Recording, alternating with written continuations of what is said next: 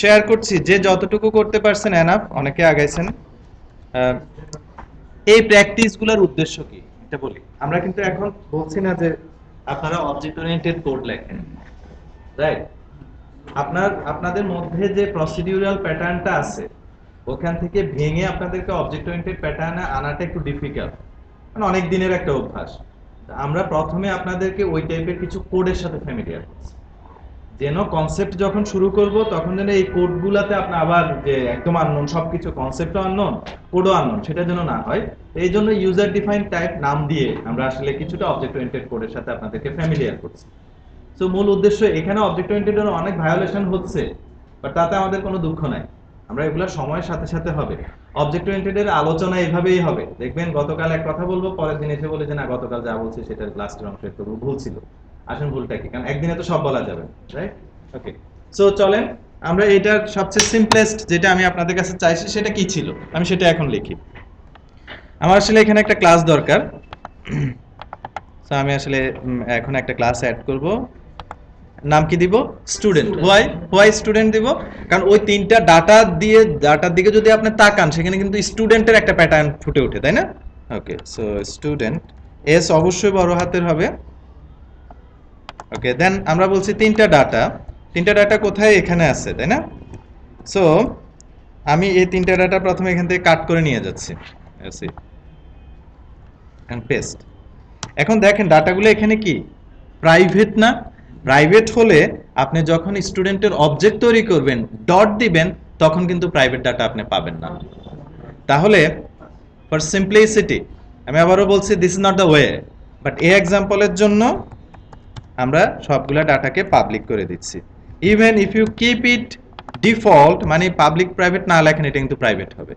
So তাহলেও কিন্তু আমি পাবো না, অর্থাৎ আমি যদি এরকমও লিখি এটাও কিন্তু পাবো না, সরি, এরকম লিখলে কিন্তু আমি পাবো না। ওকে, সো আমরা এই জন্য পাবলিক লিখে দিলাম তিনটা ডাটার মধ্যে, যেন আমি ডাটাটুকু অ্যাক্সেস করতে পারি আউটার ওয়ার্ল্ড থেকে। আচ্ছা ভাই, আমি যদি ক্লাসটাকে পাবলিক করে রাখতে পারবো না? না, পিন করে পাবো না? না, দ্য আনসার ইজ নো। একটা ক্লাসের ভেতরে ডাটা অ্যাক্সেসিবিলিটি ক্লাসের ওটার উপর অ্যাটলিস্ট এই ক্ষেত্রে ডিপেন্ড করে না। ওকে, নেক্সট। সো আমার আসলে কি দরকার হবে এখানে? অনেকেই দেখছি আমি যেমন এই ভুলটা হয়তো পরে আপনারা অনেকেই করবেন, সেটার জন্য একটু দেখানো। স্টুডেন্ট এই লেখার পর দেখছেন আমার কিন্তু এখানে চলে আসছে, এটা হলো কি ইন্টেলিজেন্স, রাইট? ও কিন্তু বুঝে আমি কি লিখতে চাই। আপনি যেভাবে লিখবেন আপনার প্যাটার্ন সে বুঝে, এরপর আমার এখানে সে কিন্তু আমার প্যাটার্নটা বুঝে, রাইট? সে কিন্তু নিজে নিজে সে আমার কোডের স্টাইল দেখে সে বুঝতে পারছে। এ প্রেস করার পর সে দিয়ে দিচ্ছে এই স্টুডেন্ট। ওকে, সো ইকুয়ালস নিউ স্টুডেন্ট। আপনারা কিন্তু প্রত্যেকটা একটা একটা করে ধরে লেখার দরকার নাই। এই জন্য আমি বলছি বাসায় প্র্যাকটিস করলে বোঝা যায় আপনি রাতে প্র্যাকটিস করছেন কি করেন নাই, রাইট? ওকে, আচ্ছা, এইটা লেখার পর দেখেন খুব স্বাভাবিকভাবে আমি এই ভেরিয়েবলের স্কোপ, এটা তো আসলে কি, এটা তো one kind of variable.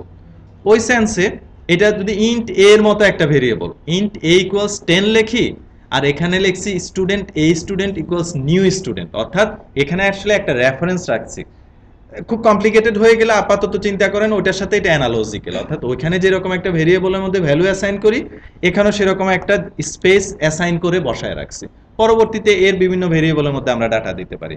Now think, আমি যদি আসলে এখানে লিখি, আমি কি এই বাটনগুলোর মধ্যে বাটন ক্লিকে পাবো ওই কোডটা? পাবো কি? পাবো না। তাহলে এটা কোথায় লেখা উচিত? পাবলিক মিন্স এটা আসলে উপরে, তাই না? যেটাকে এটা ফিল্ড লেভেল, আমরা আস্তে আস্তে ভোকাবুলারি চেঞ্জ করছি, এটাকে ফিল্ড লেভেলে লিখলাম। ইয়েস, এখানে মানে একটা ব্যাপার আছে, অবজেক্ট ক্রিয়েশন আর একটা হচ্ছে রেফারেন্স, এই জিনিসটার ভিতরে ডিফারেন্স। জানি না। ওকে, অবজেক্ট ওরিয়েন্টেডের দিকে যাই নাই এখনো, এজন্য এখন জানি না। ওকে, আচ্ছা, আপনার আলোচনা একদম স্পেসিফিক আলোচনায় আছে। সো এখন আমি এখানে কি লিখবো? A student dot registration number. Okay, so just copy paste করছি, sorry for copy paste.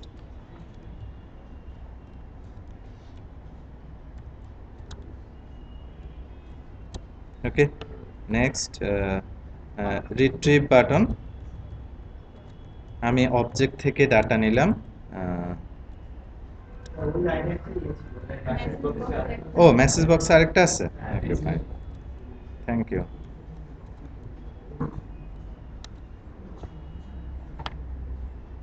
Thank you. Okay, so it is done. আচ্ছা, কারো কোনো কোশ্চেন আছে? আচ্ছা, আমি একটা কোশ্চেন করি এবার আপনাদেরকে।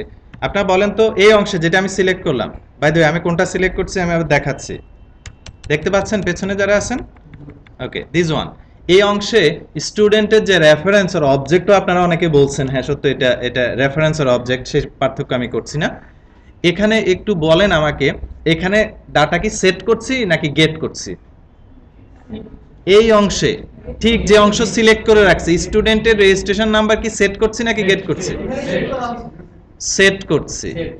আমি বলছি যে স্টুডেন্ট তোমার রেজিস্ট্রেশন নাম্বার হবে এইটা, তাহলে আমি সেট করে দিচ্ছি না? জি।